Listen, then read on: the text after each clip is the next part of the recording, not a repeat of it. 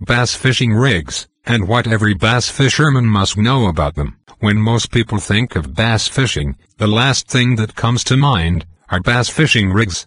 Instead, things like plastic worms, the jig and pig, crankbaits, and topwater fishing come to mind. While all of these things should come to mind, when you think about bass fishing rigs should come to mind as well. I use a pair of Curados as my primary bass fishing rigs, and absolutely love them. I get better performance out of mine with all the weights out, and the drag tightened, until a slight dip of the rod tip allows the lure to pull a little line.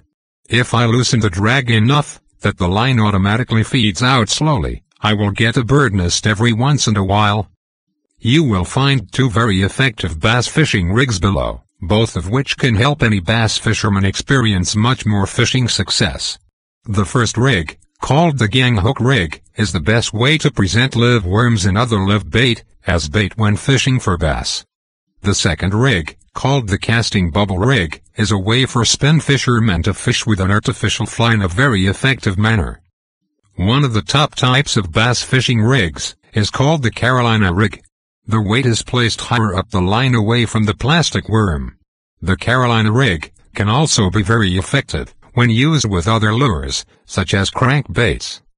This is probably the most common type of rig used today, because it will help keep your lure from touching the bottom. The Texas rig was the first plastic bait rig used by anglers when bass fishing really got started more than 25 years ago. It's a simple rig to set up, and has produced more bass catches than any other artificial bait.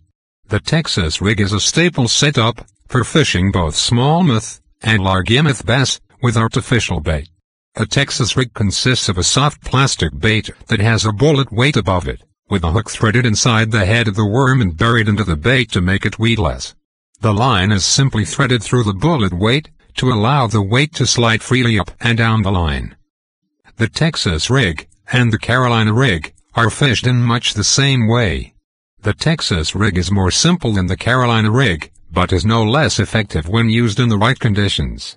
The Carolina rig is really just a fancy way of saying a plastic worm tied between 12 inches and 24 inches down the line from the weight.